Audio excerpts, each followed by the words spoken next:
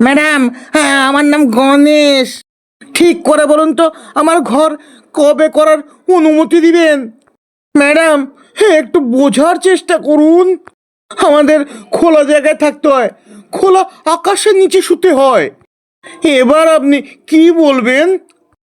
খোলা হাওয়ায় নিঃশ্বাস নিতে পারা একজন সৌভাগ্যবান মানুষ। ম্যাডাম, দয়া করে ভগবানের নামে ঘর করার অনুমতি দিন। আরে, এখন তো একদমই ঘর করার অনুমতি দিতে পারবো না। কেন?